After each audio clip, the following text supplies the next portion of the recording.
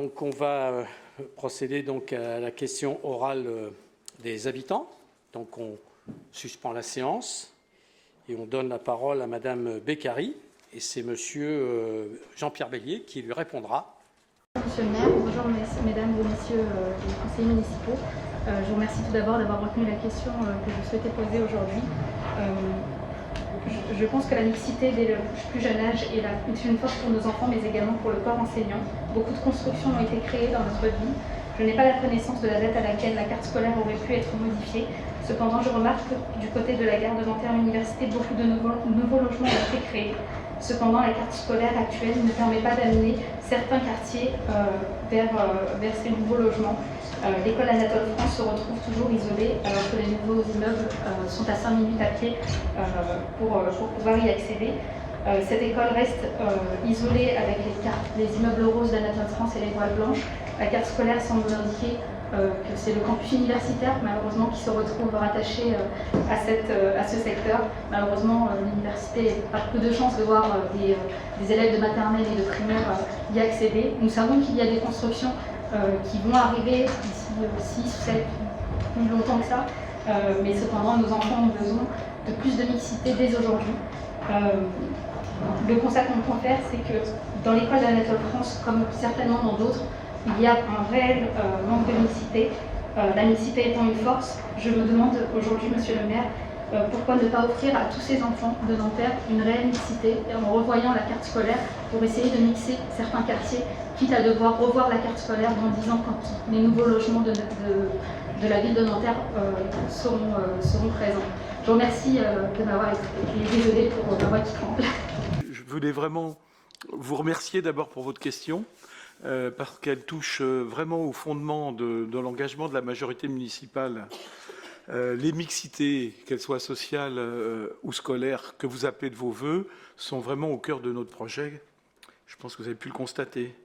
Pour y parvenir, il est indispensable de rappeler que l'école est vraiment au centre de notre action en la matière. Alors, il y a plusieurs leviers qui sont à notre disposition. Le premier consiste à transformer et rééquilibrer la sociologie des quartiers de Nanterre de manière à corriger les fractures héritées de l'histoire récente.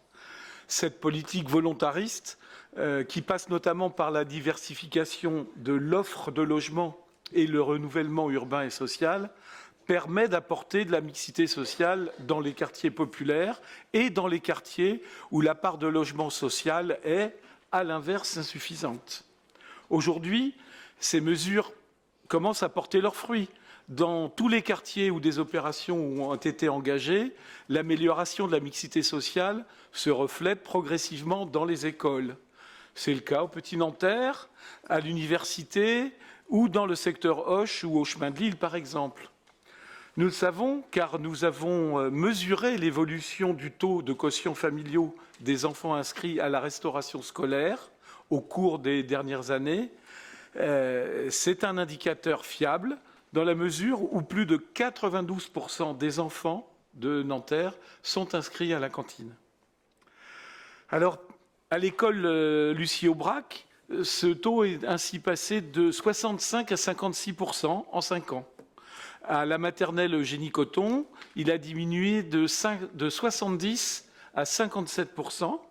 La mixité s'améliore également au plateau Mont-Valérien, à l'école Jules Ferry et à Jacques Prévert, secteur où nous avons construit de nouveaux logements sociaux. Dans quelques années, les écoles de Parc Sud, du secteur Zilina ou du chemin de Lille et du quartier Anatole France, que vous chérissez particulièrement, bénéficieront elles aussi de cette dynamique de transformation.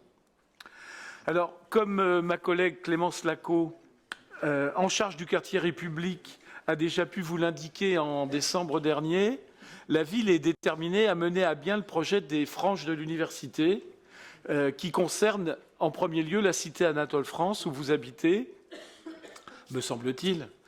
Ce projet apportera de la mixité sociale avec sa traduction à l'école concrète, à l'école Anatole France. Mais c'est le premier levier de plusieurs leviers. Le deuxième levier à notre disposition, qui est plus immédiat, consiste à modifier la sectorisation scolaire. C'est ce que nous avons commencé à faire, en tout cas ce que nous avons fait dans le secteur des écoles Paul Langevin ou Myriam Makeba, par exemple. Et lorsque nous avons dessiné le périmètre de ce nouveau groupe scolaire, Myriam Makeba, nous avons aussi favorisé la mixité des enfants au sein de l'école. En outre, profitant de la construction de 2 nouveaux groupes scolaires et de la rénovation de 3 autres, de Cours, Langevin, Gorky, pour ne pas les nommer, nous allons prolonger dès l'an prochain cette démarche globale. Alors, même s'il ne dépend pas de nous, le 3e levier est tout aussi important. L'État joue en effet un rôle primordial pour favoriser l'attractivité des écoles, des collèges et des lycées. Alors, fait-il suffisamment de place à l'accompagnement de notre dynamique de transformation ? C'est une question que je pose. Hormis la labellisation de la ville au titre des cités éducatives pour les 2 quartiers du parc, la réponse est contrastée. Et c'est la raison pour laquelle nous lui en demandons davantage à l'État. Nous serons certainement d'accord, je pense, pour partager l'idée que la réussite scolaire de nos enfants dépend aussi des moyens qu'on y consacre. Ces dernières années, le moins qu'on puisse dire, c'est qu'ils ne sont pas toujours au rendez-vous, qu'il s'agisse des dispositions minimalistes en faveur de l'éducation prioritaire, des dotations horaires au rabais dans le second degré, de la prise en compte approximative des effets de la crise sanitaire et de la quasi-absence de formation des enseignants, outre l'attention très relative à leur carrière et à leurs conditions de travail. Pourtant, nous le savons tous, le volontarisme de l'éducation nationale est également essentiel pour lutter contre l'évitement scolaire qui prend chaque année de l'ampleur dès le collège à Nanterre, d'ailleurs comme partout en France. Et c'est la raison pour laquelle nous interpellons régulièrement et avec pugnacité le rectorat et le ministère à ce sujet. Mais tout cela nous amène aussi à évoquer ce qui est pour nous, toutes et tous, je pense, le véritable enjeu, le soutien et la confiance des parents, des familles.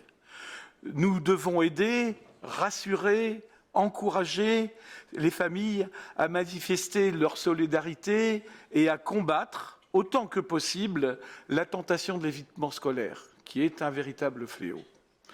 C'est contrairement aux idées reçues, dont certains mouvements politiques champions de l'entre-soi se font les relais, la mixité sociale ne tire pas les élèves par le bas.